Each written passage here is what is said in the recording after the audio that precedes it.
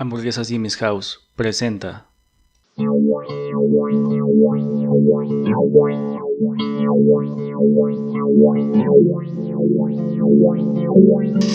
Hola, bienvenidos a Trastornados Podcast, el podcast donde se habla de enfermedades y problemas psicológicos y tratamos de llevarlo a la cotidianidad. Soy Chango y en esta ocasión nos toca el cuarto programa del Trastornado del Mes. Me acompañan los titulares de este programa, Had. Hola a todos, bienvenidos. George. Hola, ¿cómo están? Ansioso por saber de quién vamos a hablar hoy. Y tenemos una súper invitada, Gabriel. Hola, qué gusto, muchas gracias por la invitación. No, pues bienvenida. Bienvenida. En esta sección del podcast, que se estrena el último sábado de cada mes, se habla sobre la vida y los tormentos de algún personaje histórico o famoso y trataremos de definir o encontrar sus trastornos. Pues, ¿comenzamos? Dale. Dale. Hablemos de la imaginación. Esta capacidad de representar imágenes de las cosas reales o ideales, que en ocasiones se refiere más a una representación creada por la fantasía. Este concepto que nos funciona para argumentar una idea o una sospecha, muchas veces sin fundamento. Imagina cómo sería vivir en la opulencia. Imagínate un país sin pobreza. Me imagino que estás saliendo con otra. La imaginación es altamente valorada en el ámbito artístico y junto con la capacidad creativa son el pilar para la consagración de muchos artistas. Sin embargo, esta misma virtud te puede poner en condiciones difíciles de soportar. En ocasiones, esta imaginación provoca un gran dolor. Como dicen, una gran imaginación requiere de una gran responsabilidad. ¿O no lo así? Stan Lee. Existe una conjunción, una línea delgada en donde cohabita la creatividad y el drama, un corazón y un cuerpo capaz de juntar y soportar estas características, un ser el cual el delirio por una pareja alimentaba la imaginación, dotándole de más creatividad y arte, y al mismo tiempo de más drama y dolor. Hoy hablaré de una de las personas más creativas del mundo, que gracias a esa conjunción trascendió el mundo del arte, pero el drama que le provocaban sus parejas y el gran dolor que emanaba de su cuerpo la mantuvo siempre al borde de la muerte. Bandera whitexican, estandarte LGBT, referencia de la mexicanidad y la uniceja más famosa del mundo. Magdalena Carmen Frida Kahlo Calderón. La trastornada del mes es Frida Kahlo.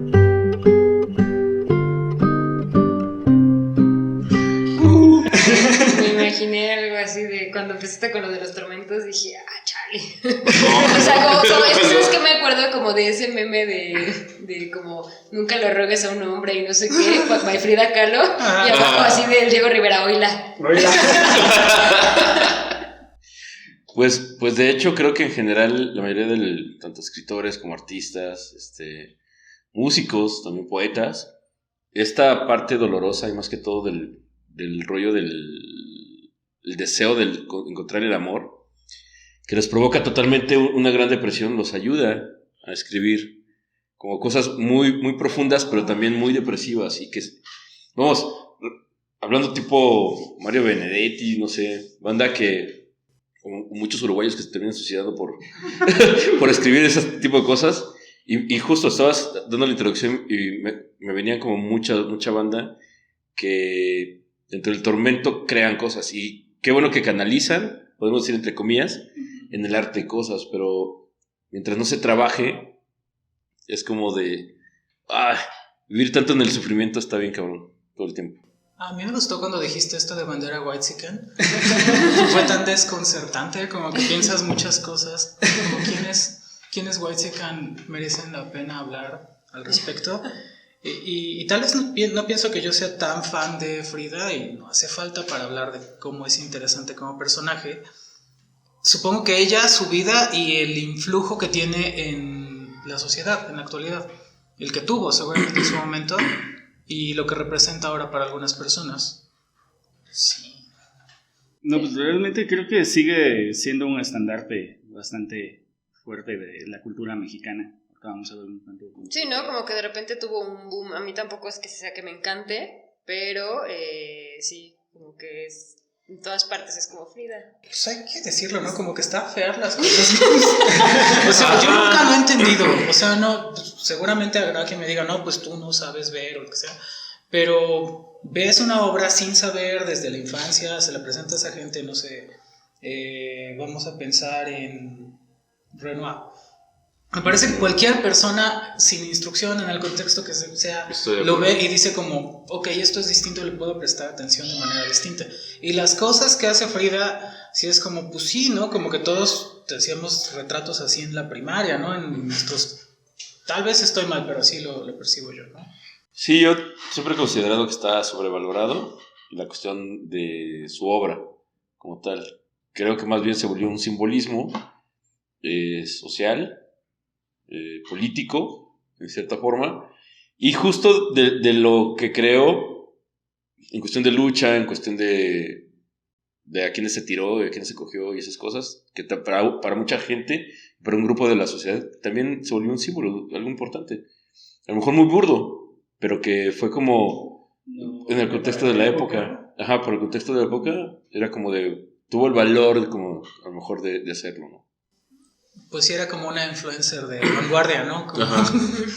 Y vamos a ver también un poco por qué esa influencia, por qué su arte destaca tanto, o al menos en el contexto que lo encontré. Cito: quiero decirte que me he portado bien, que no he tenido ningún amorío, ni pasatiempos, ni amantes, ni nada parecido, que amo a México con todo mi corazón, que adoro a Diego más que a mi propia vida y que me he convertido en una persona seria. Hay muchas referencias acerca de la vida de Frida. Normalmente nos quedamos con sus obras y su atuendo. Sin embargo, hay que entender sus relaciones, el ambiente artístico y político de la época y, sobre todo, su relación codependiente con Diego Rivera para desentrañar sus trastornos y la gran influencia que tiene en nosotros este personaje. Nació en Coyoacán el 6 de julio de 1907, hoy inmersa en la Ciudad de México. Hija de la pareja Guillermo Kahlo y Matilde Calderón.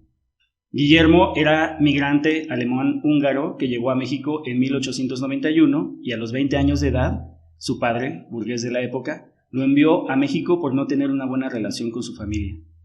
Al llegar, se cambió el nombre de Wilhelm Kahlo a Guillermo Kahlo y se dedicó a la fotografía. Documentaba la arquitectura colonial para el gobierno, en ese entonces, del Porfiriato. Después de 4 años en México y de aprender a alburear, se casó con María Cardeña y tuvieron 3 hijas: Luisa, María, que murió a los días de nacida, y Margarita. Guillermo quedó viudo en el nacimiento de Margarita, ya que Cardeña murió durante el parto el 24 de octubre de 1897. Esa misma noche, Guillermo pidió a Antonio Calderón la mano de su hija Matilde. Se casaron a los pocos meses. Tras el matrimonio de Guillermo con su nueva esposa, Luisa fue enviada a un internado y Margarita, aún recién nacida, permaneció algún tiempo más en la familia, pero luego también la internaron y ambas se volvieron monjas. Para que no estorbaran, ¿verdad? Y era complicado en esa época el tener una segunda familia o un hombre con hijos. Sí, socialmente sí estorbaba. Y al revés también, ¿no? Y sí, claro, al revés también. De hecho, yo conozco un caso de... Está bien cabrón porque el papá de mi ex esposa, que en paz descanse. ¿El papá o tu ex esposa? El papá de mi ex esposa. Ok. Cuando... Ok. Pásenle el lápiz. Como Dark. Cuando se separa de la mamá, decide tener otra familia. Y resulta que la nueva esposa, o más bien los nuevos suegros, nunca supieron que había tenido 2 hijos y que había estado casado. Porque la nueva esposa le dijo: no digas el pasado que tienes, porque si no, no van a dejar que me case contigo. Y estamos hablando de los años 70, ¿no? 70, 80. Sí. ¿No? Por ejemplo. Entonces, para mucha banda era muy importante eso de que los hijos de un matrimonio anterior o que haya muerto la mujer estorban. De renovar tu vida, literalmente, ¿no? La historia de la persona en general. Tal vez no tiene que haber hijos, pero si se sabe el secreto es como una mancha en la reputación, ¿no? Como que no debe ser sabido. Exacto. A nivel social, de hecho. Y seguramente todavía. Sí. Sí, me ha pasado, sí. Sí, me ha pasado. Sí, ya me acordé. Mis últimos matrimonios. Sí. Ya que lo dices, sí. De hecho, sí era como, pues que no se sepa que ya te divorciaste al menos una vez. Sí, como, sí, pues no es necesario que te presentes así, ¿no? No llega así, hola, soy Gabriel, me divorcié. Bueno, así no llegas. Tengo 3 divorcios, ¿no? Ex de Hernández, ex de López, ¿no? Igual que no llegas y te presentas como soy la persona de tal, pues tampoco eres la ex de nadie, ¿no? Ajá. Ay, pues, pero está como los que en su Facebook se ponen arquitecto no sé qué, o se ponen psicólogo no sé qué, o abogado no sé qué, o el IC no sé qué. ¿What? No lo hagan, señores. El Facebook es para eso. De su matrimonio con Matilde Calderón nacieron otros 5 hijos. Matilde, Adriana. ¿Ya ves por qué estorbaban? Wilhelm, el único varón, pero murió a las pocas semanas de nacido. Frida y Cristina. La madre de Frida, Matilde, era originaria de Oaxaca, perteneciente a una familia católica. Su padre era indígena y también fotógrafo. La madre era descendiente de un general español. Matilde era devota católica y cargaba la culpa del suicidio de su exnovio, lo que impidió que amase realmente a Guillermo. Era infeliz y, en las palabras de Frida, mi madre se volvió histérica a causa de la religión. Este mestizaje fue una gran peculiaridad en la vida de la familia Kahlo, tanto en términos ideológicos, de educación y de costumbres, y esa peculiaridad sembraría una semilla de rebeldía en Frida, ya que, desde pequeña, ella y su hermana menor Cristina se rebelaron en contra de la educación católica que imponía su madre en casa. A la edad de 6 años la diagnosticaron con polio. Pasó 9 meses sin asistir a la escuela por los constantes dolores y una de sus piernas se deformó. Su padre pacientemente ayudó a que canalizara este dolor y a que pudiera vivir en la soledad de la casa. Frida tenía más apego a su padre y normalmente lo acompañaba a su trabajo a fotografiar edificios, y más que nada lo acompañaba porque él era epiléptico y sufría de constantes convulsiones. Entonces Frida lo cuidaba y se preocupaba enormemente por la salud de su padre. Parece que desde temprana edad entendía lo que era el dolor y el sufrimiento y lo vulnerable que podría llegar a ser la vida. Se vestía de pantalones, algo inusual en las chicas de su época. En fotos familiares sale vestida de pantalón, saco y corbata. Ahora podríamos entender que era tal vez para esconder la deformidad que dejó la polio en sus piernas. Parecía un chico, decían muchas personas, pero parece que disfrutaba mucho de la controversia que causaba con el simple hecho de vestir distinto. En especial, disfrutaba ir en contra de la moralidad de su madre. No sé si sabes algo respecto de... No. Suena. Pero sus formas ponían en riesgo también su propia seguridad, ya que en esa época se vivía la Revolución Mexicana, que combatía y demandaba una sociedad igualitaria, después de la opulencia de un solo grupo durante 30 años de porfiriato. No se podía distinguir entre el enemigo y el aliado, parecía más bien una revancha del sector oprimido después de cientos de años de pobreza, y los Kahlo, a pesar de que no vivían en opulencia, su fisonomía los hacía vulnerables. Eran güeritos. Es el racismo invertido del que hablan.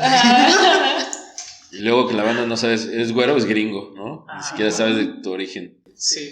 Mira, y en ese entonces eran más europeos por la llegada en el porfiriato, pero pues todos eran gringos, ¿no? O sea, Como le sucedió al futbolista el gringo Castro, que estaban entrenando cuando estaban en las fuerzas básicas. Está muy buena esa historia, pero la tengo que contar. Estaban entrenando en fuerzas básicas de la América. Entonces un día van los papás por él y le dice un compañero así ¿de dónde son tus papás? Dice, son españoles. Ah, entonces eres gringo. Y de ahí le pusieron el gringo Castro. A huevo. Pues que sí, o sea, Eres gringo. Eres gringo, Los entonces. extranjeros son gringos. Es como en México que de Monterrey para abajo, de Chihuahua para abajo, todos son chilangos, ¿no? Te vale más de donde seas. No, ves un asiático y todos son chinos, ¿no? Aparte. Una cuestión despectiva también. Sí, sabía que íbamos muy pronto a llegar a los epítetos peyorativos. Es complicado porque hay una cuestión que no tiene tanto que ver con la etnicidad, supongo, como con algún estrato social. Si eres güero o prieto. Básicamente esa es la distinción, no es tanto del color de piel, es como qué pinta le das a la gente, creo. Y eso está feo y sigue siendo el caso. Sí, pero es totalmente clasismo. Sí. ¿No? Lo que más marcó la niñez de Frida fue justamente la revolución. Las balas pasaban cerca, todavía puedo oír su extraordinario sonido. Mi madre abría los balcones que daban a la calle para que los zapatistas subieran y se refugiaran en nuestro salón. Les curaba las heridas y les daba gorditas de maíz. Después de 10 años de conflicto y de más de 1 millón de pérdidas humanas, la revolución llegó a su fin y se escribiría un nuevo capítulo para México. Un capítulo en donde la sociedad de la época aseguraba que su futuro se había liberado de su pasado. Lo relevante de la Revolución Mexicana fue el levantamiento del pueblo. Se sentía una gran unión y muestra de esto fue la convergencia de las tropas de Pancho Villa y Emiliano Zapata en la Ciudad de México. Fue una autorrevelación, una forma de comunión de los mexicanos. Se creó una nueva visión sobre la mexicanidad. Esto impactó de sobremanera a Frida en su niñez y adolescencia y lo hizo esencia de su ideología. No sabía que tiempo después sería parte de la corriente principal, resultante ideológico de la revolución. Surgió un gran movimiento creativo en pinturas, literatura, en películas, en filosofía y en casi todos los aspectos del pensamiento de la época. Y Frida, como muchos artistas, se encontraba en medio de esta gran explosión y liberación intelectual nacional. De hecho, creo que de la revolución es que salió lo de decirle gringos a los gringos. Lo que sé, mi dato inútil es que porque hubo muchos gringos que brincaron en el norte para documentar más que todo y algunos sí apoyaban porque ¿cómo se llama? Madero fue a Estados Unidos a conseguir financiamiento para la revolución. Y entonces muchos campesinos veían a los gringos, los veían verdes de los pálidos que se van de las venas. Entonces les decían como verde vete, ¿no? Entonces les decían gringo, y de ahí se quedó. Entonces al decirlo tantas veces quedó como gringo. Pero era como de que los que estaban corriendo de la lucha en la que estaban y del proceso en el que estaba México. Yo me la sabía más antes de que en la invasión gringa que estaba apoyada por Francia, cuando la guerra de, ¿cómo se llama? Del 5 de mayo, la batalla del 5 de mayo, Ajá. que habían entrado y como traían las vestimentas verdes, les decían, por eso gringo. Sí, algo alguna así. de esas. Por eso te digo, es como... Díganos aquí en los comentarios cuál es la verdad, o ninguna de las dos, o todas las anteriores. Yo no tengo ninguna. Es porque sus billetes son verdes. Yo me la sabía como por lo de la green card.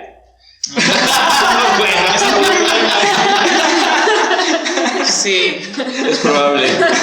Pero por ahí va, la cosa era que los quería correr de México. Bueno, uno de los experimentos educativos de la post-revolución era la Escuela Nacional Preparatoria, en la cual se cambiaron todos los estandartes europeos que habían proliferado en la época de Porfirio Díaz y se reemplazó por este orgullo indígena y progresista durante la revolución. En 1922, Frida se convirtió en una de las primeras mujeres estudiantes de la Escuela Nacional Preparatoria, a los 15 años. En la escuela soñaba con ser médico. Parece que continuaba aún con el pensamiento de sanar el dolor físico a través de su intelectualidad. Como buena adolescente, en un ambiente de liberación y en la mejor escuela de México, era hora de echar desmadre. Junto con sus amigos de la escuela, hacían muchas actividades recreativas, bromas dentro y fuera de la escuela, e incluso una vez llevaron a un burro a la clase de una maestra conservadora, tal vez haciendo alusión a Pinocho. Y una vez prendieron fuego a los andamios de los pintores que decoraban con murales las paredes de la escuela. Murales que contaban la nueva historia del país, donde se narraban las tradiciones y la mitología indígena, las maravillas de la industrialización y el levantamiento de la clase obrera. Se contrataron a los mejores pintores de la época, que decidieran renunciar a las técnicas artísticas europeas y encontraran un auténtico estilo de arte mexicano. Todos los muralistas que adornaban no solamente las paredes de la escuela de Frida, sino muchísimos edificios públicos de la época, pertenecían al Sindicato Revolucionario de Obreros Técnicos, Pintores y Escultores, en donde su miembro más prominente y famoso era Diego Rivera. Como el mural que está en el Palacio Nacional.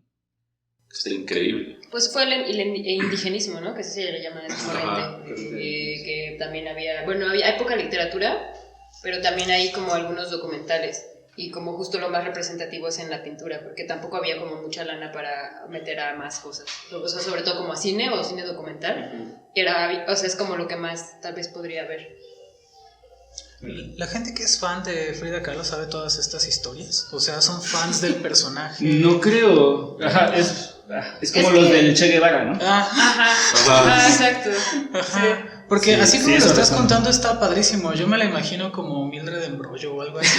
Haciendo todas estas cosas padrísimas y digo, pues sí, yo también sería fan. No necesariamente de sus pinturas, o sea, incluso lo acabo de resignificar. Si lo pienso como que es un arte punk, así como que me vale madre y demás, está chido, pues es otra cosa. Así lo puedo entender muy diferente. Sí, pero creo que no se hemos clavado mucho en la cuestión de la historia. Y creo que muchísimos personajes que rascamos un poquito de la historia, creo que nos cambia muchísimo la perspectiva. Y aparte, si te vas a la película de Salma Hayek, pues menos. O sea, Yo no la vi, no la quiero ver.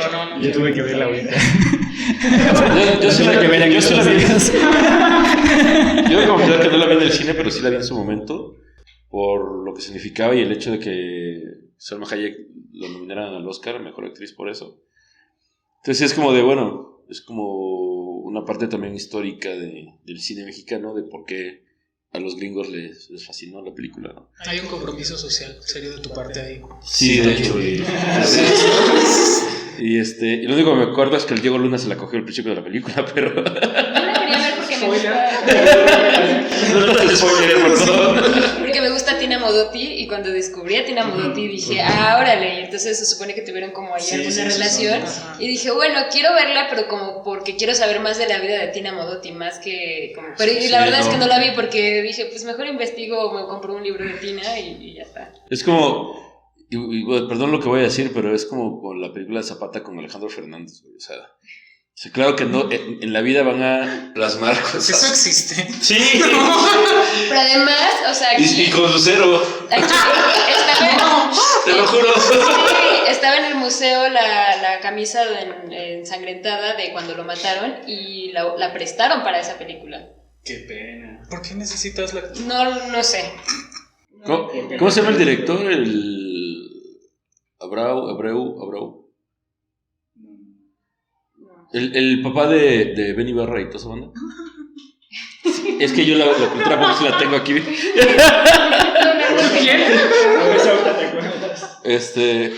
soñé con Benny Barra, que era mi novio. Pero bueno, y el director después de grabar la película, que es el papá de estos güeyes, se declaró homosexual. Y fue un desmadre porque pinta a Zapata con encuentros homosexuales, de hecho, en la película. Pero bueno, no sé, es que ves las fotos. Yo apenas estaba viendo la foto con un amigo y fue así como de, pues sí se ve, me digo, pues sí podría ser, ¿no? Como...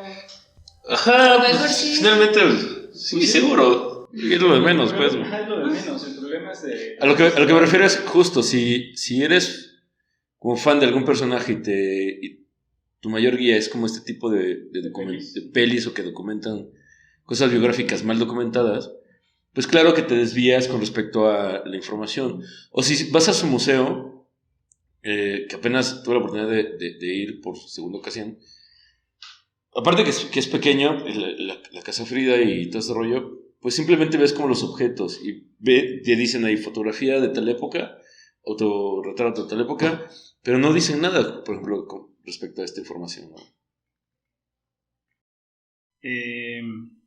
Pues bueno, el miembro más prominente y famoso era Diego Rivera. En palabras de Carlos Monsiváis, Diego Rivera era un un artista comunista, ateo y que hace arte público, en un medio para el cual estas tres cosas juntas eran, más que una provocación, un error, la invocación del demonio. Al parecer, Frida tenía mucha suerte de encontrarse dentro de estos estímulos: la preparatoria, sus compañeros, la vida cultural, la poesía, la visión de la sexualidad y su próximo encuentro con Diego Rivera, quien pintaba un mural dentro de la preparatoria. Frida se obsesionó con la presencia de Diego en la escuela. Empezó a hacerle bromas, a molestar a sus modelos y a robarle comida. El tiempo que Diego estuvo pintando en la escuela era el pasatiempo y el espectáculo de Frida. Diego supo de su existencia un día en el que resbaló del andamio y cayó de tal forma que Frida no aguantó sus carcajadas y se burló frente de él. Según Diego, nunca pudo olvidar esos ojos y esa mirada tan penetrante, además de la vergüenza de caer delante de una niña. En esos momentos, Frida, de 16 años, tenía un noviazgo con un chico de la preparatoria, Alejandro Gómez. Él declaró años Diego Luna más en la tarde- película. Diego Luna en la película. Él declaró años más tarde que Frida era sexualmente precoz. Para ella el sexo era una forma de disfrutar la vida, una forma de impulso vital. Pero ¿cuántos años tenía Frida? Ahí 16. ¿Y Diego? Como 30 y 200. tantos. Sí, claro, el No, anillo mucho mucho más. más, ¿no? Sí, tenía... Perdón, ¿puedo decirlo en serio? Sí, claro. ¿Qué fue eso? Ya. No, ahora vamos a eso. Pero bueno, a los 16 años andaba con alguien de la preparatoria, ¿no? Que igual se lo estaba dando todo. También en esa época fue seducida por una mujer que trabajaba en la biblioteca de la escuela, aunque no se sabe si se consumó ese romance. Verá. Las cosas interesantes no se saben. En esos momentos no tenía planeado dedicarse al arte, aunque dibujaba retratos de vez en cuando. No tenía una preparación ni una tutela en el arte, solo apoyo de un amigo de su padre, que la contrató como aprendiz con sueldo para copiar garabatos de Anders Zorn, un impresor sueco. Él enseñó a mejorar con su dibujo y estuvo siempre impresionado de su talento. Parecía que la vida de la joven Frida corría con entusiasmo y disfrutaba de su gran entorno, a la espera de un gran futuro. Sin embargo, en 1925, Frida sufrió un accidente que cambiaría el resto de su vida e influiría significativamente en su trabajo. El 17 de septiembre, Frida y su novio Alejandro subieron a un autobús que los llevaría a casa.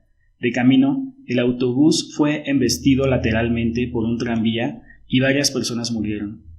Frida sufrió múltiples heridas, se le clavó una varilla de hierro de un lado a otro del vientre, la columna, la clavícula y la pelvis estaban rotas. Asimismo, la pierna derecha, sí, la deforme. Los médicos no estaban seguros de que pudiera sobrevivir. Frida pasó un mes en el hospital después de varias operaciones y tuvo que estar en cama casi todo el año siguiente. Durante esa época escribió: un poco antes, no mucho más de 2 días, yo era una niña que vivía en un mundo de colores. Todo era misterioso y había algo oculto. Si supieras lo terrible que es, como si de repente un relámpago iluminara la Tierra. Ahora vivo en un planeta de dolor, transparente como el hielo. Me hago vieja por momentos y ahora todo es blando y lúcido. Sé que detrás no hay nada. Si hubiera algo, me gustaría verlo. ¿Sin palabras? Chale, es que estoy imaginando qué doloroso puede ser que te pase algo así. O sea, como digo, que se te entierre una varilla y esas cosas. Yo me acordé de las fajas y que están en su museo, que son totalmente rígidas y, o sea, las tienen exhibidas, pero literal vienen desde el cuello hasta la pelvis. O sea, me imagino tener que usar eso para mitigar un poco seguramente el dolor de todo el tiempo, de toda su vida después, ¿no? Es que imagínate si cuando te duele la asiática de estar como todo el tiempo sentado es como de... ¡Ay, no ma! O sea, no quiero imaginar algo así. No, lo que yo pensaba era, otra vez voy a la historia y las cosas que la gente puede tener noticia de ella y las que pudo tener en aquel entonces, porque pues es una historia padre, o sea, bueno, está feo que le haya pasado eso, ¿no? Pero no sé, o sea, pienso que si la gente va teniendo noticia, mira, pasa esto con esta persona, que puede llamar mucho nuestra atención, porque es distinta. Creo que todas las personas que estamos aquí hemos vivido distintos momentos de mediaticidad.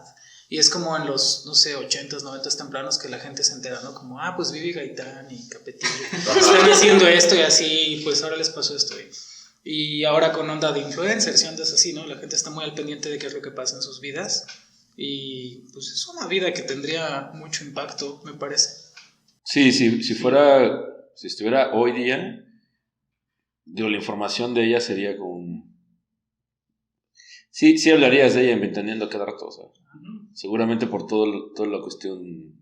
Y quién sabe, ¿no? Tal vez sería como estos personajes que también han sido como muy juzgados, no sé, pienso como tipo Amy Winehouse, que también era como muy precoz y así, y la criticaban muchísimo en revistas y eso. Y pienso a lo mejor si Frida estuviera en esta época, con toda esta cuestión de liberación sexual y de vestirse tal vez como hombre o lo que sea, cómo sería de criticada, ¿no? Ajá, pero a eso me refiero, o sea, pero sí sería mediáticamente como... Sí, no pasaría desapercibido. No, para nada, o sea, a eso me refería, o sea, estarían hablando y hablando constantemente de ella y seguramente hasta rascándole como más, tratar de morbosamente saber qué más pasa, ¿no? Provocándola a ver si colapsa como Britney, ¿no? Ándale, Sí. Sí, totalmente. Como Bjork sacándole fotos encima. Enloquece. De niña, se obligó a tener actividad física para superar la polio. Sabía lo que era estar sola y con dolor. Sin embargo, ahora la inmovilidad era un gran problema, por lo que su padre adaptó a su cama todo lo necesario para que empezaran a pintar. Esa condición la privaría de hacer realidad sus sueños, por lo que canalizó con sus pinturas todos aquellos anhelos que sabía que ya no podría llegar, principalmente el de ser madre.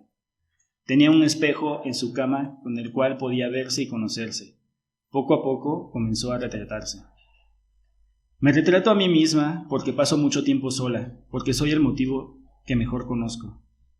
En poco tiempo, Frida desarrolló un vocabulario simbólico propio.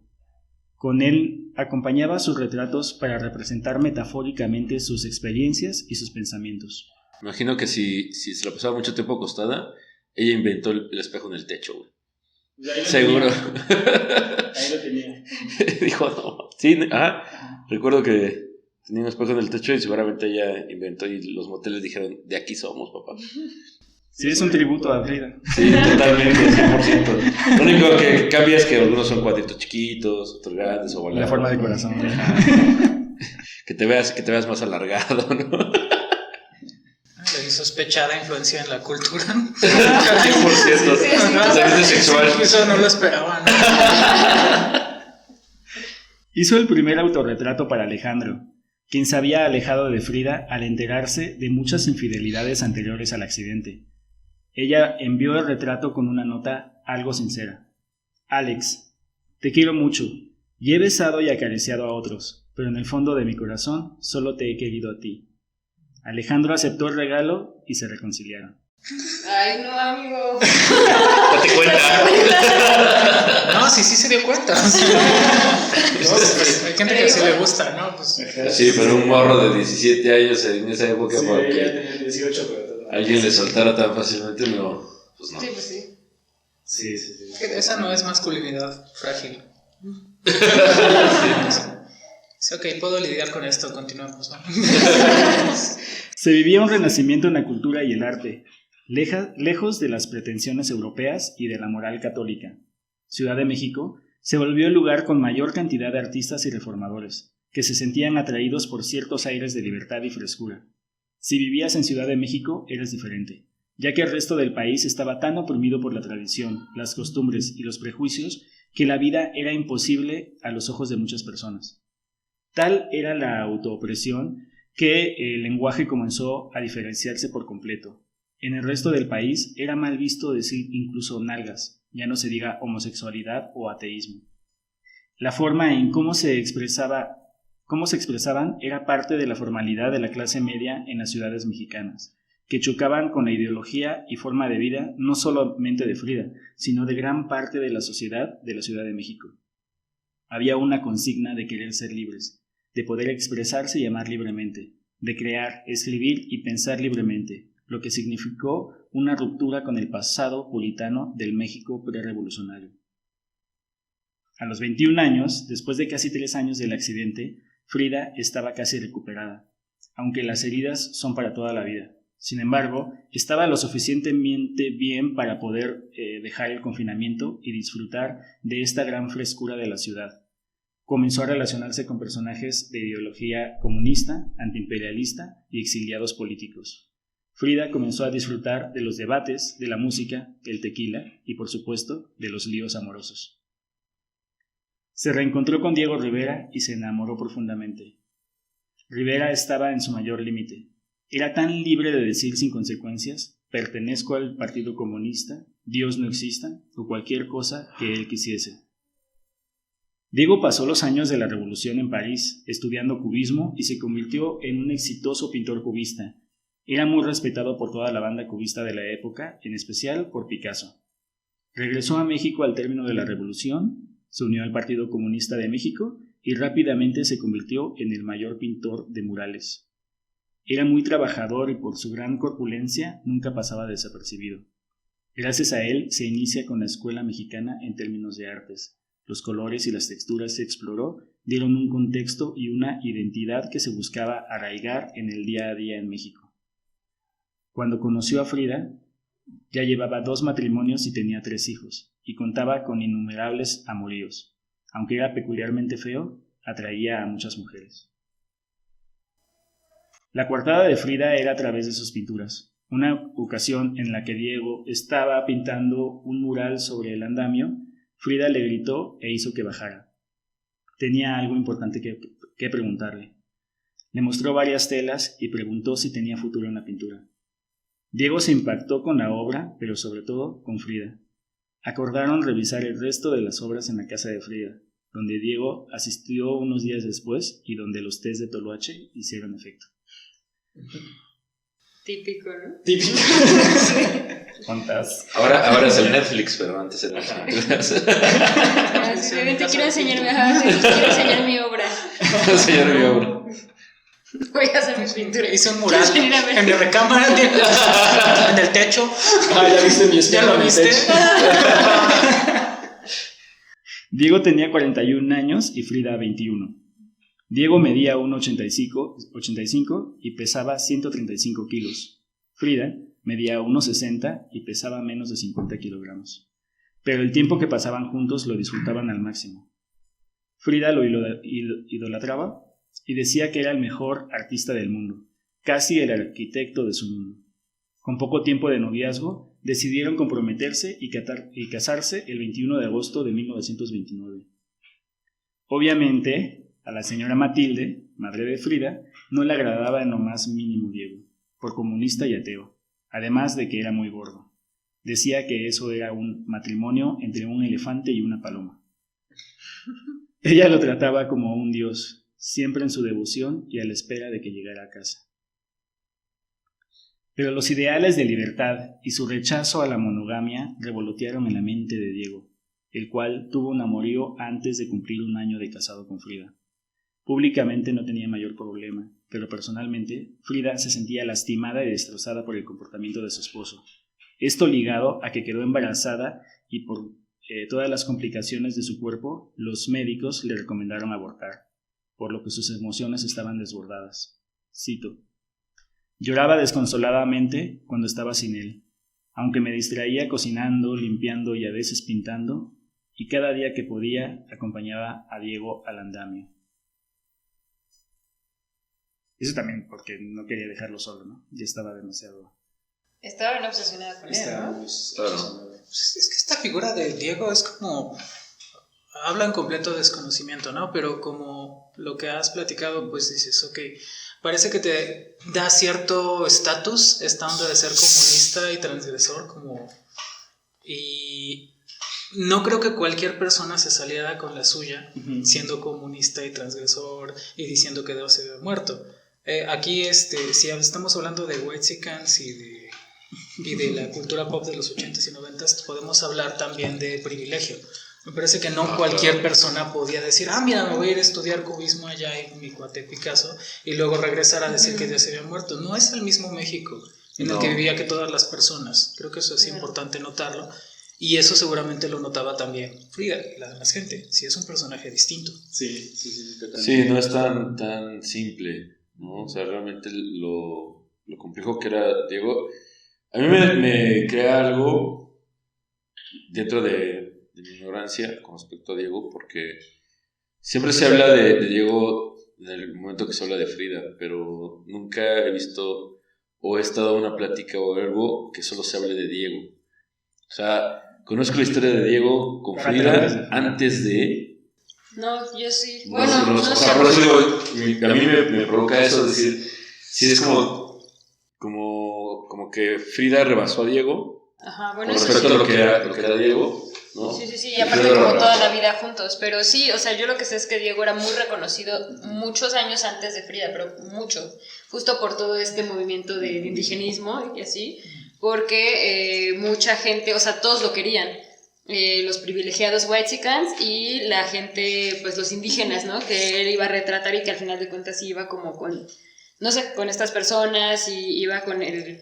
Yo creo que lo dijiste hace rato, esta como asociación de indígenas, bueno, el sindicato, entonces como que era muy querido y muy reconocido, o sea, cuando Diego se casa con Frida, Diego ya era Diego. Sí, eso me queda clarísimo. Entonces, Por eso a mí me crea como, más bien, es una cuestión personal, tengo que investigar más y leer más sobre pero Diego. sí es cierto, ¿no? Tienes toda la razón, Pero o sea, creo normalmente es Frida y Diego, ¿no? Pero creo que le debe pasar a mucha gente de lo poco que sabe de Diego es gracias al tiempo que vivió con Frida, ¿no? Y ya, o sea, es como el personaje secundario en esa historia. Sí. Porque, Y justo vas a algún mural en toda la República Mexicana y te dicen es de Diego Rivera y es el esposo de Frida. Es siempre justo, siempre es esa cuestión. Cuando esos murales los hizo justo antes, o bueno, también muchos durante la relación de Frida, ¿no? Pero sí ya tenía justo su línea de arte bien establecida, Diego. Pobre Diego, invisibilizado. y mira que para poder lograr eso con ese tamaño, Con este cuerpecito. Yo sí me siento como identificada con Frida en eso, o sea, como de enamorarte de un güey feo.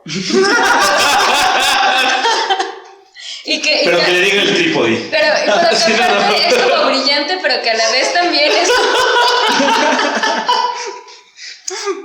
Continúa, ¿no? Sí, se ha visto. Ok, No, sigo escuchando tu teoría. Es que es como la amiga date cuenta, pero como que ya creaste toda una ilusión y es como de, pues Dice, sí, no, o no sea, yo hagas. sí me identifico con ella en ese aspecto. No. O sea, yo no la critico por eso. De cuánto tiempo estuvo con Diego, a pesar de que creo que hasta le puso el cuerno con su hermana. Ajá. O sea, cosas así. Sí, Es como de, amiga, yo te entiendo. I feel you. Es que sí tiene todos los elementos como de rockstar, ¿no? Que sí, Ajá. como Ajá. que Sí, impresiona exacto. mucho. Ajá. Y aparte dice, no, es comunista, sí, pero además es true. O sea, sí conoce a la Sí, gente sí, de sí. verdad, ¿no? Entonces dices, bueno.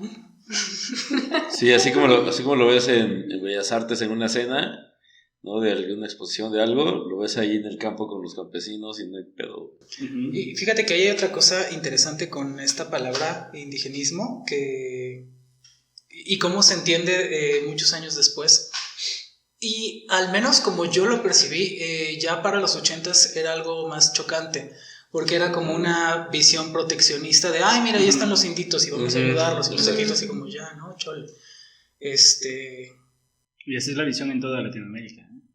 De hecho, las políticas públicas que se hacen con respecto al apoyo en el campo a estos grupos es más por esta visión que por una cuestión de admiración.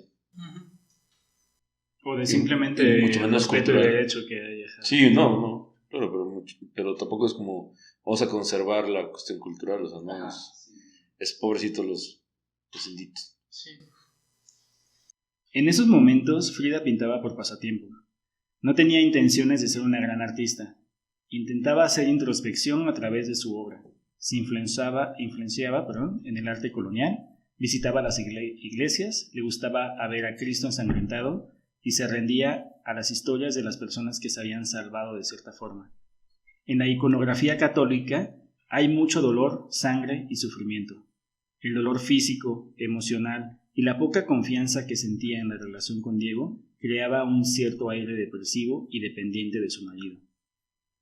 En 1930 se invitó a Diego a realizar varios murales en Estados Unidos. Él no quiso desaprovechar la oportunidad de pintar arte revolucionario en el corazón del capitalismo, por lo que se embarcó con Frida en noviembre hacia San Francisco. Frida nunca había salido de México, por lo que suponía una aventura. De San Francisco se fueron a Nueva York, donde Diego expuso en el Museo de Arte Moderno. Ahí Frida se adaptó mejor a la sociedad. El libertinaje de Nueva York le parecía ideal.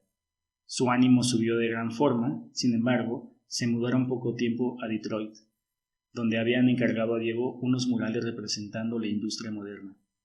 Ahí Frida quedó de nuevo embarazada. Los médicos le afirmaron que podría tener el bebé con suficiente cuidado durante el embarazo y se sometería a una cesárea. Ella se ilusionó con la idea y hacía todo lo que le indicaban para que se llevara a cabo su embarazo. Sin embargo, una noche comenzó a sangrar. Fue trasladada al hospital, pero no pudieron parar la hemorragia y perdió al bebé. Otra vez se encontraba al borde de la muerte, enfrentando el dolor físico y emocional. El consuelo que le quedaba era plasmar ese sentimiento en una tela. Dicen los que saben que a partir de este momento su arte toma un enfoque más íntimo. Es consciente de canalizar el dolor y el sufrimiento en sus obras, todo desde el desarrollo de la mexicanidad, es decir, las texturas, los colores y la iconografía. Este umbral, este dolor define y crea su estilo tan peculiar y la influencia que tiene en los mexicanos su obra. De reflejar el dolor y compartirlo, de tener este don de crear algo hermoso a partir de sus sentimientos. Ella halló esa hermosura y la exterioriza. Este es el viaje artístico y psicológico en la obra de Frida Kahlo. Yo creo que si Frida hubiera sido asesina serial, sí hubiera utilizado muchos aparatos de tortura.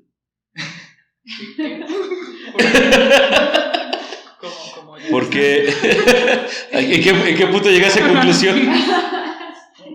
Por el hecho de ir a las iglesias y ver al Cristo sangrando y el reflejo de su cuerpo hecho pedazos, o sea, huesos rotos y esto, si creemos una deformación total de su psique y neta hubiera dicho así como de, pues quiero que los demás sientan lo que yo siento, yo creo que sí hubiera sido como muy sádica.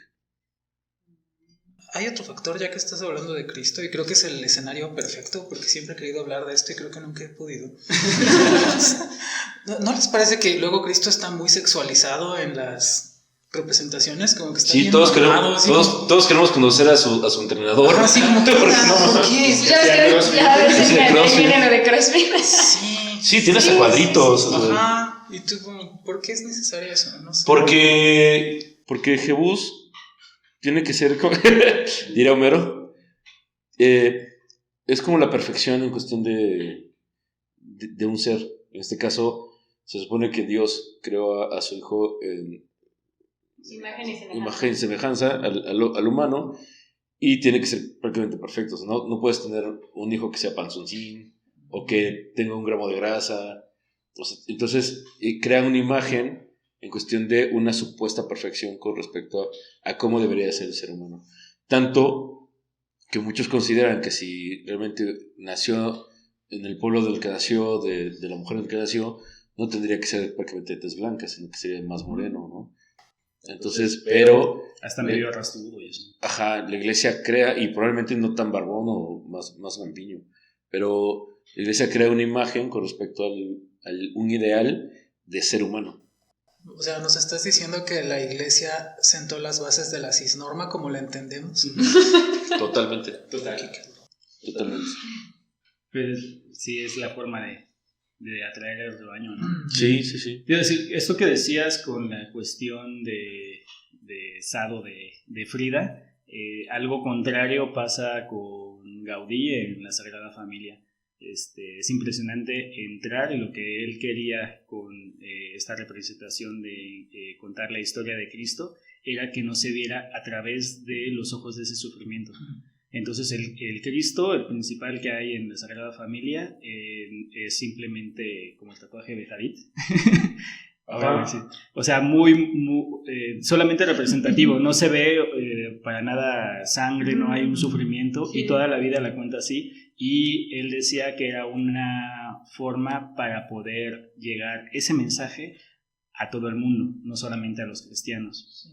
Entonces, está bastante- Finalmente, dejar el simbolismo de Jesús en la crucificado habla de un sacrificio que se da hacia la humanidad. Es de muero por tus pecados, muero por ti. Entonces lo ponen en la parte más dramática. Sí, para que te Sí. dé culpa, ¿no? Sí, Ajá. totalmente. Y que te está recordando constantemente, simbólicamente, claro, todo lo que sufrió para que tú puedas ser el cristiano que eres hoy. Sí, pero es como... Es muy interesante ese contraste porque de todas las virtudes, que todas las podía tener en todo caso Jesús, pues de las menos importantes ha de ser que pudiera sufrir, ¿no? Ajá. Es como que Ajá, qué mérito claro. tiene ser la víctima mayor, ¿no? Así como, ¿por qué? Seguro que tendría más adeptos si fortalece mucho la cuestión del agua con el vino. Ujú. Sí. No mames, No, o sea, está sin fácil. pedos, ¿eh? Sí, sí. ¿Dónde firmo, güey? Sí, ¿Dónde firmo? sí es el mejor amigo que puedes tener. Pues, Oye. sí. Si las fiestas, lo primero, las bodas, lo primero que se acaba es el alcohol. Ahí te va, Y la hermano. dignidad. Pero eso se recupera en la siguiente boda. No lo vuelvo a hacer hasta la próxima Te vez. las recuperas cuando llega la tornamesa, ¿no? Ya cuando terminas de vomitar el chilaquil. Tras 4 años en Estados Unidos, deciden regresar a México. Deciden regresar a México a costa de los deseos de Diego, pues él disfrutaba de la fama que tenía en Estados Unidos, por lo cual se deprime estando en México y culpa a Frida en todo momento por su salud. Frida, obviamente, cede sobre las acusaciones de su esposo, argumentando: si no le veo feliz, no estaré tranquila, y su salud me preocupa más que la mía propia. Diego, en su depresión y en sus constantes peleas, se enamoró de otra mujer. Anteriormente, Frida miraba las infidelidades de ambos como mera carnalidad. Las mujeres de Diego eran indignas de su relación, pero esta vez Diego andaba con Cristina, la hermana menor de Frida. Nunca había sufrido tanto, y nunca creí que pudiera sentir tanto dolor. Ella era la hermana que más quería, y tú sabes lo que Diego significa para mí en todos los sentidos. Él vivía una vida plena sin el estúpido vacío de la mía, pero nunca pensé que lo fuera todo para mí, y que para él yo he sido poco más que un trasto. Ahora me doy cuenta que solo soy una muchacha decepcionada y enamorada de un hombre que la ha abandonado. Se deprimió, se cortó el pelo como Britney y se mudó al centro de la ciudad. Diego le expresó sabiamente: esto de la fidelidad es una actitud burguesa que existe solo para explotar a la gente y obtener ganancias económicas. Entonces Frida decidió que, si la fidelidad es una actitud burguesa, tampoco quería practicarla. Empezó a tener amantes, algunos ocasionales y otros un poco más regulares. Su visión de la vida era ahora hacer el amor, darse un baño y otra vez hacer el amor. La normalidad era ver a un hombre mujeriego en esta época y una mujer mexicana sufriendo por esta infidelidad.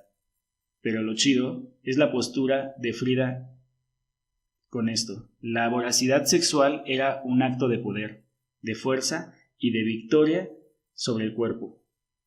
Sin embargo, era discreta con sus amoríos, porque a pesar de que estaban separados, Diego la celaba mucho.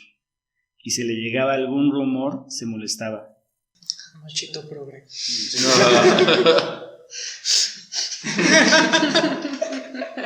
Está bien buena la teoría mientras no llegue la práctica, ¿verdad? O sea, está muy chido decir, sí, no, es que... Pero eso es súper típico, ¿no? Así. Ajá. Sí, es...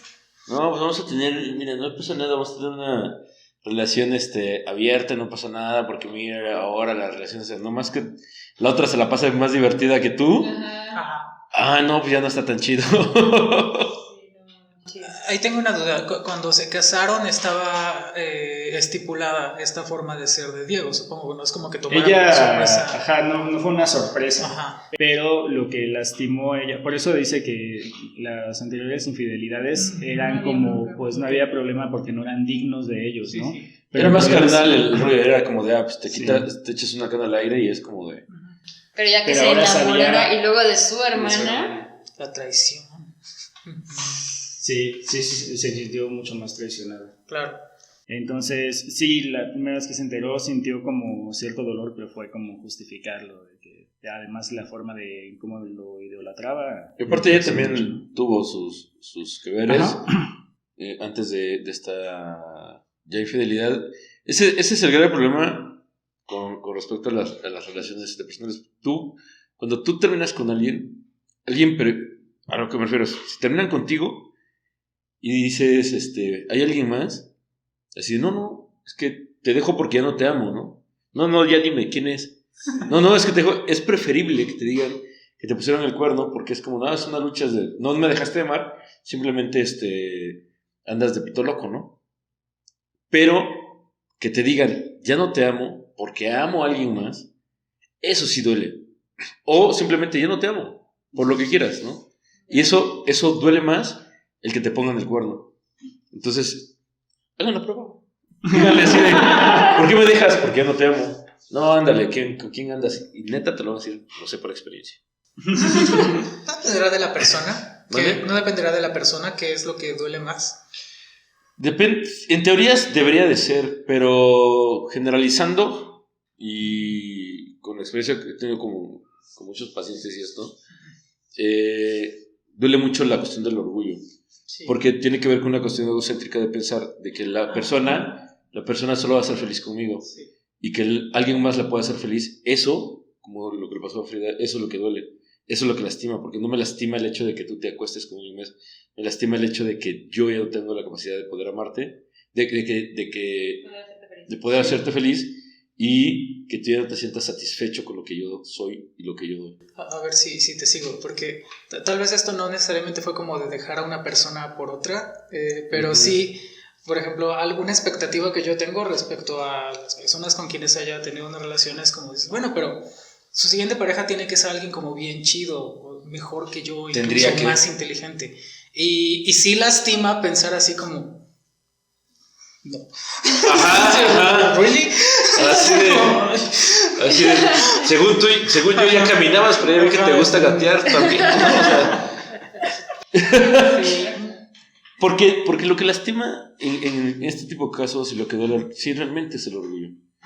Porque, y más cuando crees que eres el todas mías o el todos míos, o crees que tienes la fórmula perfecta para que la otra persona sea feliz.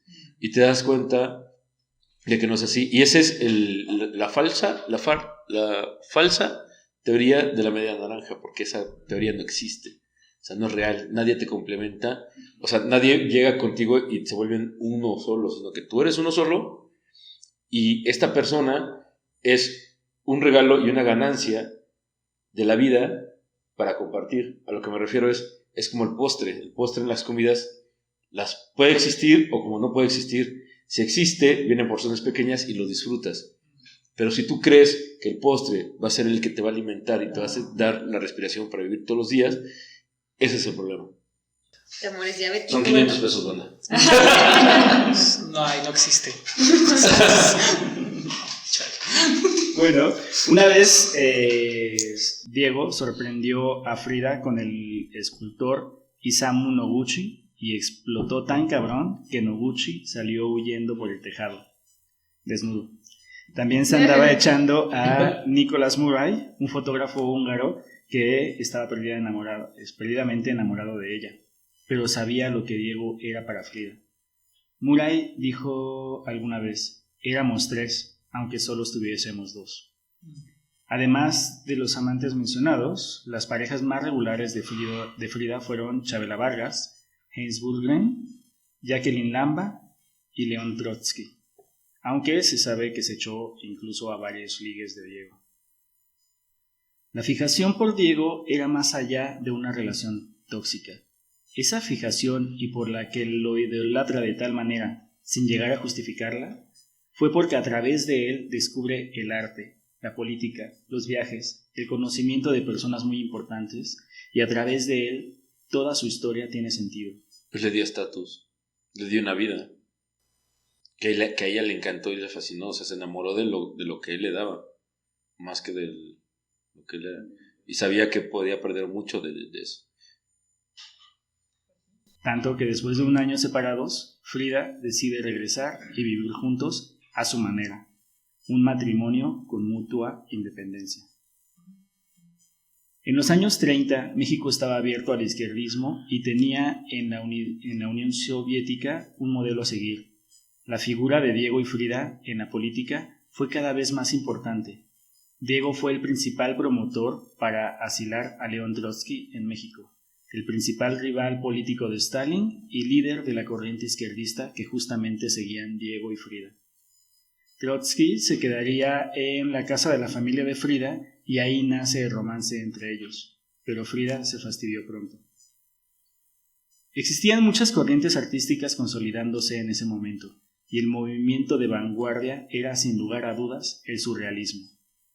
El máximo exponente y papa del surrealismo, André Breton, llega a México por invitación de Trotsky, quien le envió un mensaje. ¿Cómo puedes hablar de surrealismo si no has estado en el lugar surrealista por excelencia? México. Aquí, Breton encontró la mayor expresión del surrealismo, el día a día, y encontró en la obra de Frida una espontaneidad de surrealismo que le maravilló. Ellos pensaban que era surrealista, pero no lo era. Yo no he pintado sueños, yo solamente pinto mi realidad. Este descubrimiento de Breton le abrió el camino de trascendencia y la notoriedad a Frida, quien a pronto le invitaron a exponer en Nueva York y Breton le invitó a París a exponer su obra. Hasta ese momento no había tenido una sola exposición en solitario y ya no estaba más a la sombra de Diego. Estaba viviendo su propia vida artística. En Francia comenzó a andar con Jacqueline Lamba, esposa de Breton. Y en su tour de rockstar, el Museo del Louvre compró uno de sus cuadros. Es la primera pintura mexicana contemporánea exhibida en el museo. Al regresar de Francia, Frida y Diego decidieron divorciarse. Se cortó de nuevo el cabello como Britney y se tiró a la depresión con un buen acompañante, el brandy, lo que provocó problemas en el riñón y otra vez los problemas de la columna se hicieron evidentes. Cayó en cama nuevamente, esta vez por 3 meses. Diego andaba con su asistente que era considerablemente más joven que él y se fue a Estados Unidos a pintar. Ahí se entera de la mala salud de Frida y se preocupa de sobremanera. Invita a Frida a que se atienda en Estados Unidos y que regrese con él. Se casan nuevamente en el cumpleaños de Diego en 1940. Eran como Sid Vicious y Nancy, ¿no?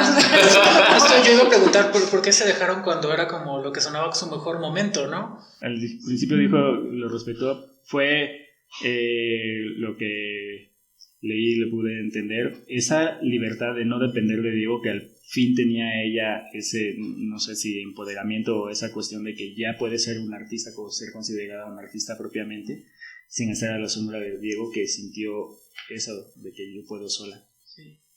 No sé si es de ese momento histórico, pero el único lugar de Diego y Frida donde yo he estado es una casa de ellos que está por Altavista, como antes de Periférico.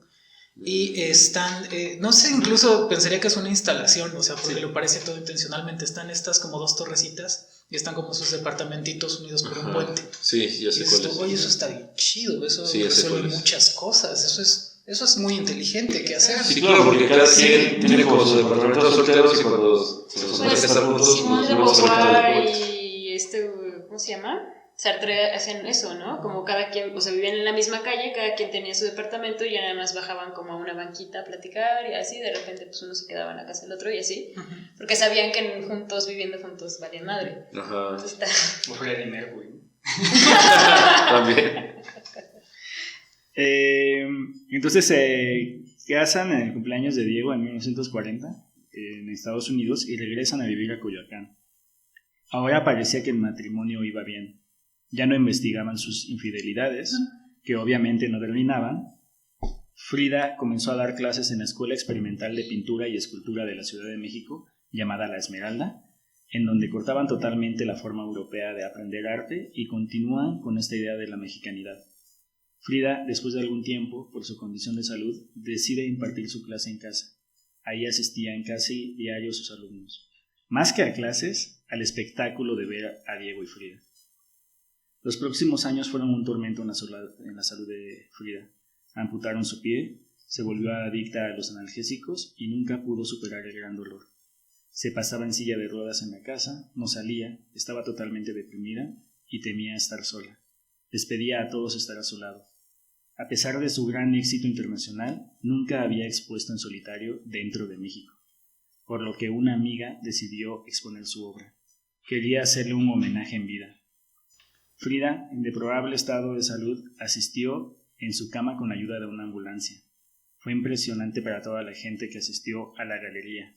Fue una gran fiesta, un gran homenaje a una de las mayores artistas del país. Su última pintura fue un bodegón de rodajas de sandía, en donde escribe «Viva la vida». 8 días después, el martes 13 de julio de 1954, muere a los 47 años. Diego se deprimió y envejeció increíblemente en esos momentos, y murió 3 años después de la muerte de Frida.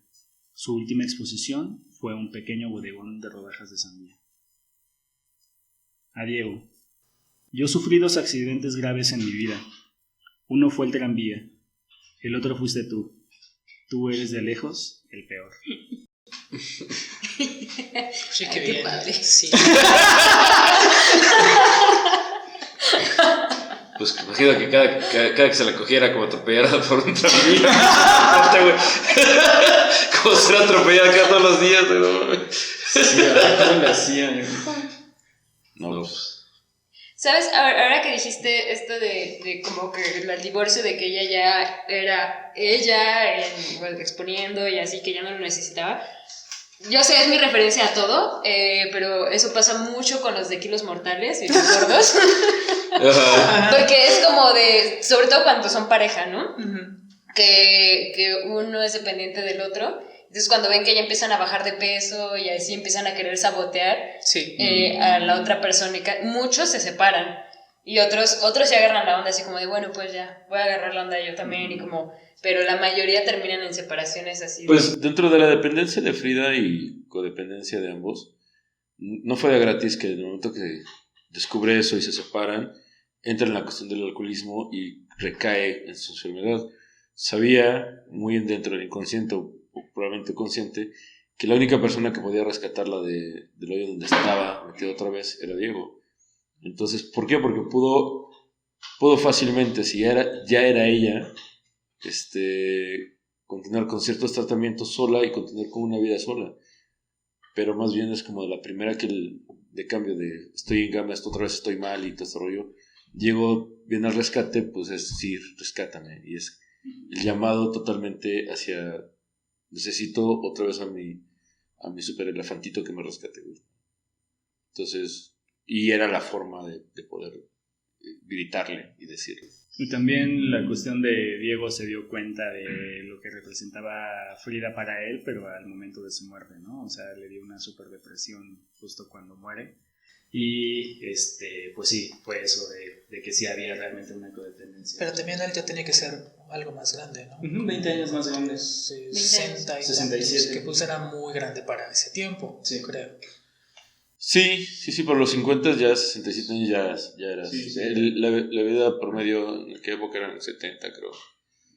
70 años, ajá. O sea, sí ya estaba como...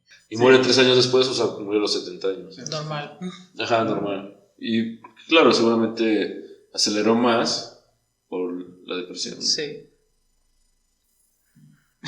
Hay una pintura que...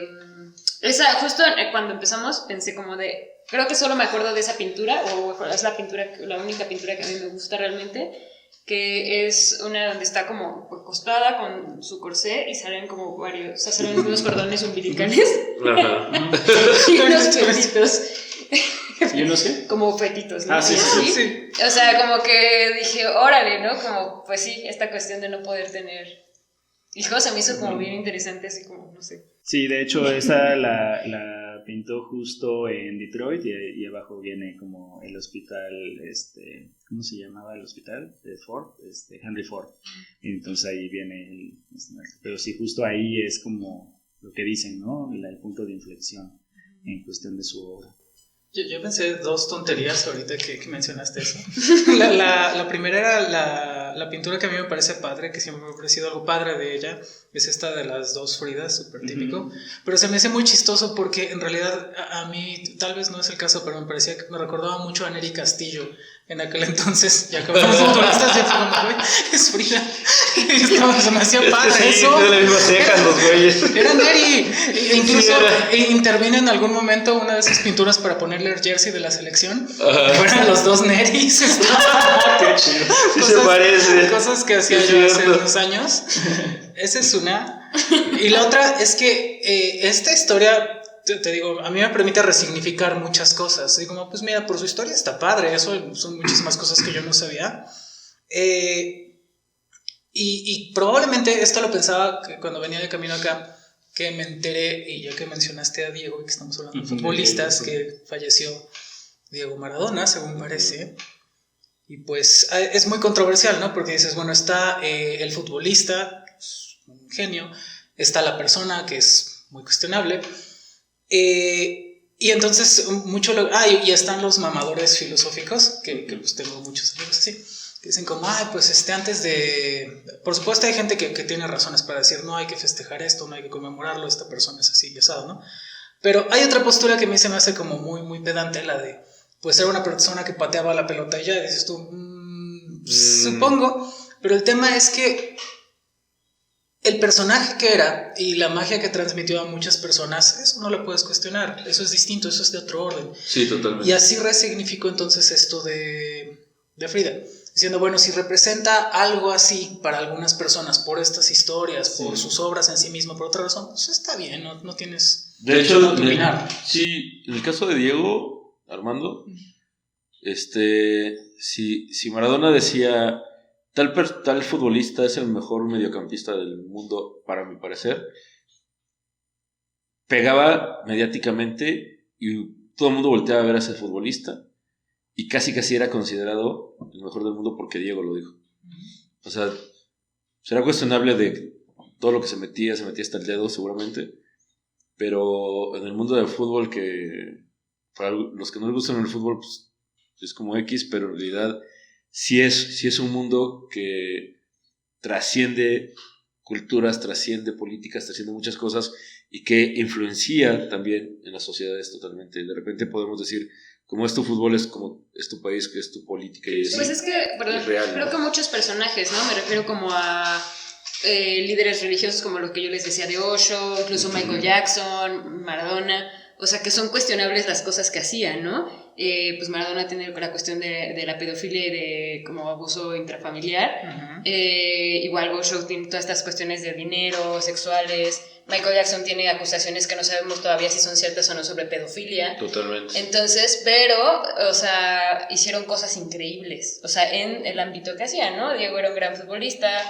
Michael hizo muchas cosas increíbles en la música, se sigue escuchando, etcétera, ¿no? Entonces, pues sí, como dices, creo que no es cuestionable, ¿no? Sí, la persona y el personaje son distintos de pronto. Exacto. Y dos, pues no podemos cuestionar a alguien que le guste, que le parezca algo mágico y le parezca bien, pues ok, funciona.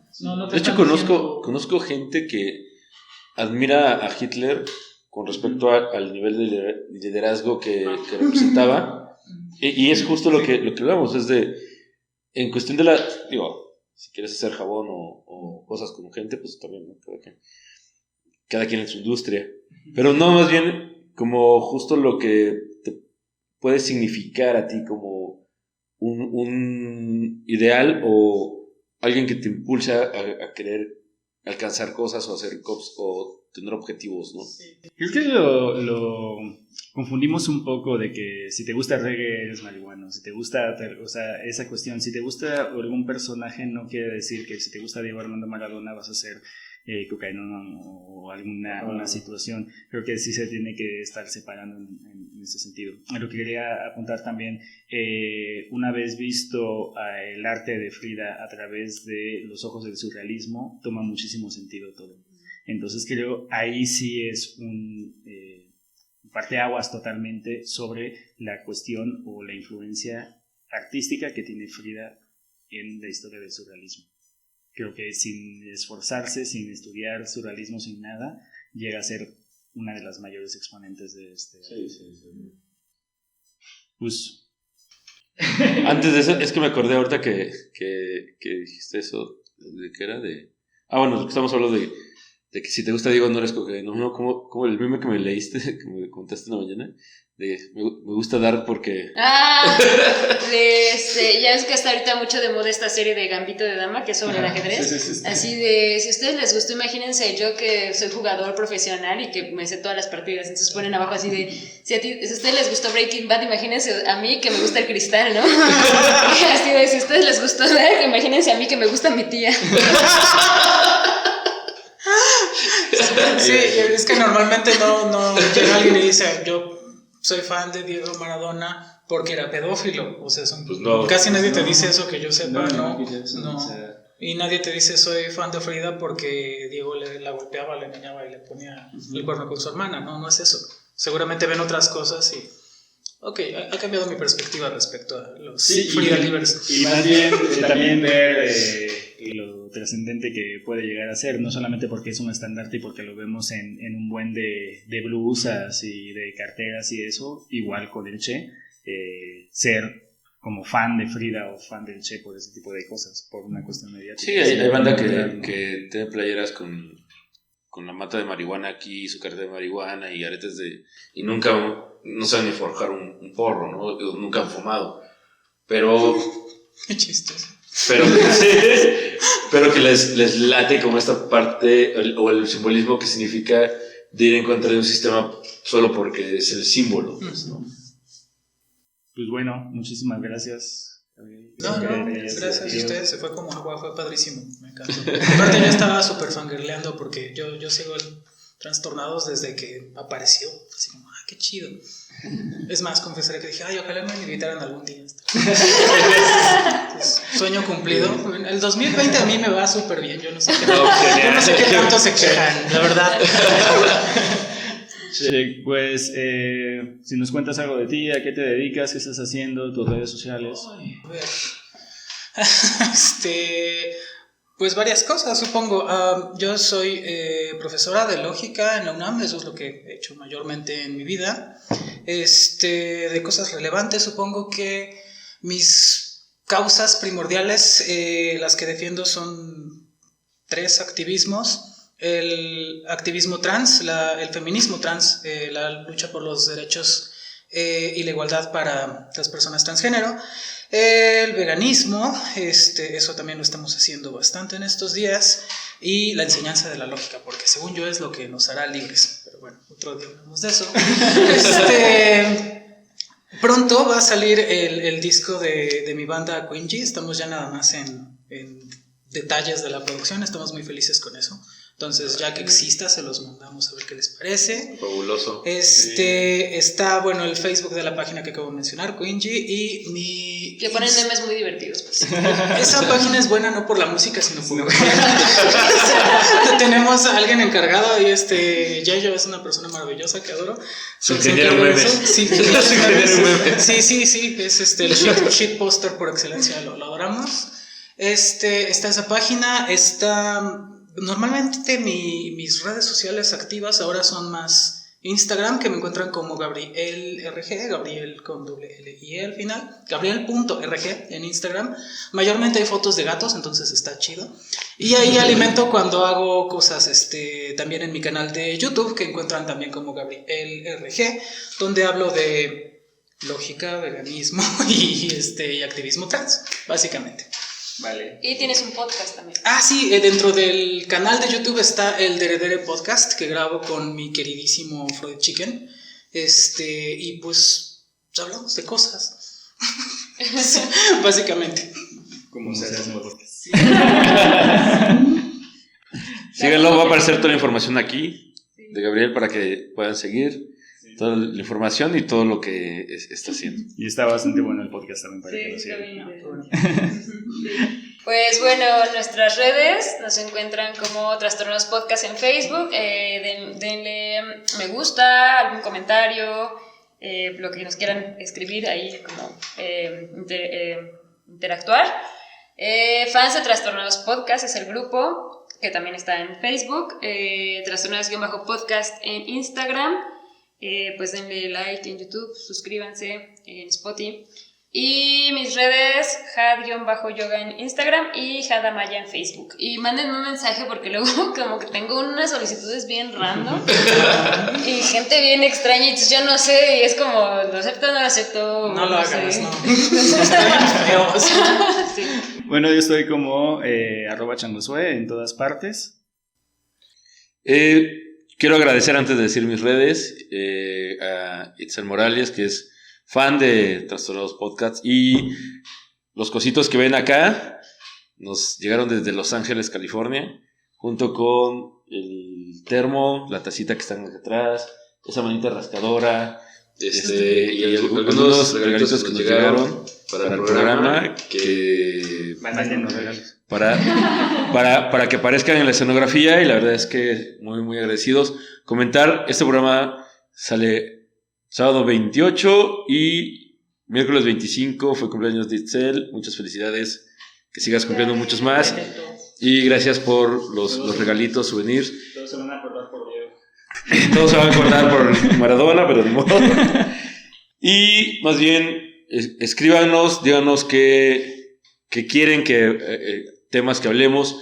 Probablemente algunos personajes también que les interese saber, trastornos o cosas que puedan llegar a tener, para que sea el trastorno del mes. Coméntenos tanto en nuestras redes como mismo en YouTube. Y estamos para leer todo y contestar todo lo que podamos. Y tenemos discos Sí, cierto. de regalo. Tenemos discos de Alfonso, que estuvo el capítulo pasado. Perdón. Son 12 discos, son discos digitales. Entonces los vamos a dar con unos stickers de Trastornados. Lo que queremos es que en la página oficial de Trastornados nos manden los primeros 12, que manden un meme con respecto a algún programa que les haya gustado, o alguno de los personajes o invitados, algún meme. Los primeros 12, vamos a ver hora y día en que llegaron. Los primeros 12 se van a llevar su disco y se va a llevar el sticker de Trastornados Podcast.